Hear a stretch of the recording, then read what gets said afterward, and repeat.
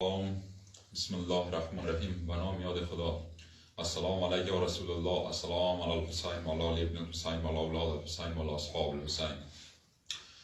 و با عرض تسلیت و درود بر روح جوانای فداکار جبهه مقاومت و تسلیت بر خانواده‌های غمدیده امروز، حکومت فاشیستی و نیروهای فاشیستی امروز در یک حمله ناجوان مردانه در منطقه سری اولی بیسود بالای مردم عام تیراندازی کردن و تعداد از نمایندگان مردم را به شهادت و زخمی رساندند.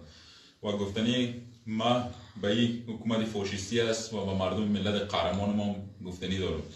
و گفتنی اولی ما به مردم قهرمان ما است که امروز این کاری که دشمن انجام داد و رئیس و نمایندگان مردم برای بار بسکت از نقطه ضعف دشمن است و امروز نقطه قوت شماست که دشمن در هیچ سنگری روبروی در مقابل جوانای شما ایستادگی کرده نتوانست و دشمن از پشت خنجر زد. و این راهی که امروز جوانای مقاومت و فرماندهی پور ادامه میده، این راه آخرش پیروزی است و هر روز پیروزی بیشتر ما در ایران مشاهده میکنیم، چون راه حق است. و خداوند در قرآن کریم میفرماید ولا تحسبن الذين قتلوا في سبيل الله اموات بل احیاء عند ربهم یرزقون. هرگز گمان مبرید آنانی که در راه خدا کشته شدند مردند، بلکه آنان زندند و نزد پروردگارشان روزی میخورند. و میثاق این آیه میتونه شهدای امروز ما باشه که در این راه، در این آرمان به دفاع از مظلوم در مقابل ظالم جان خود فدا کردن. و درود و صلوات بر روی شهدا میفرستیم.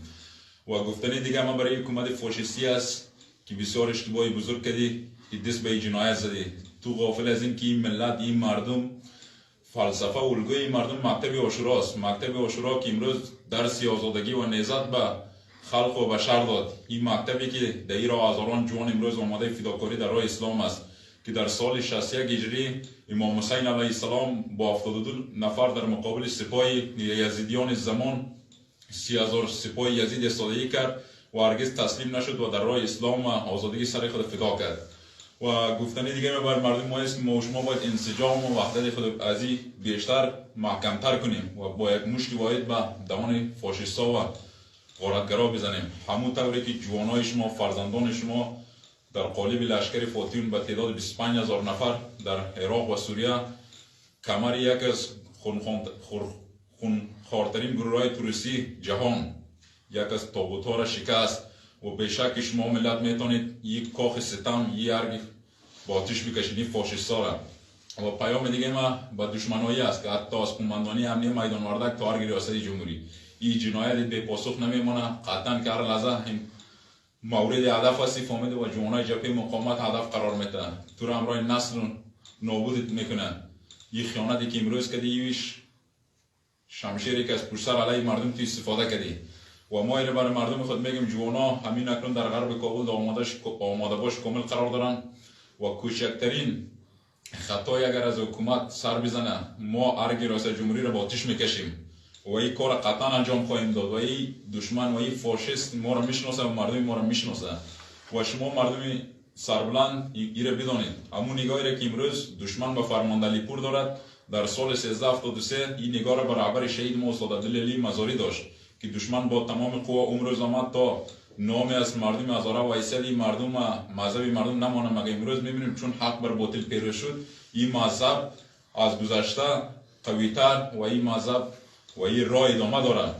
و فرماندهی پور امروز تنها نیست، فرماندهی پور یک ملت است و این مردمی ملت و سربلند ما بدانید که اگر امروز دشمن توانست و نفوذ کرد در جبهه مقاومت و فرماندهی پور ضربه دید، این را گفتم که بامیان ضربه میبینه، دایکندی ضربه میبینه، مزار ضربه میبینه، درسوف ضربه میبینه و تمام نقاطی که امروز مردم مستقر ضربه میبینه. پس هرگز خیمه جبهه مقاومت اعلان نکنید که خیمه جبهه مقاومت امروز برای ما و شما به مثابه خیمه امام حسین علیه السلام است که در مقابل ظالم از مظلوم دفاع میکنند.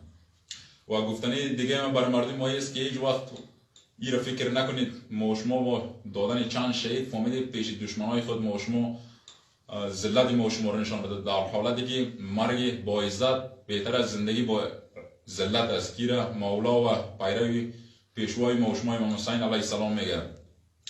و در آخرم میخوایم صلوات و درود بفرستم بر ارواح طیبه شهدا، علل خصوص رهبر شهید استاد عبدالعلی مزاری و شهدای امروز و پیام به دشمنا بتم که ملت محکمتر از گذشته ایستاد است و پوزی فاشیستا را به خاک میمالیم و هرگز این خواب و خیال از سر خود بیرون کنه که این ملت به این فاشیستا تسلیم شود و همچون گذشته این ملت با اراده محکم ایستاد است فهمیده و پوز فاشیستا را به خاک میماله. قطعا که پیروزی از آن ماست و این را هم اراده جوانای ما بر ما نوید میده، هم آیات قرآن کریم و هم این راهی که ما ادامه میدیم با دفاع از مظلوم در مقابل ظالم. الله اکبر، الله اکبر و السلام علیکم و رحمت الله و برکاته.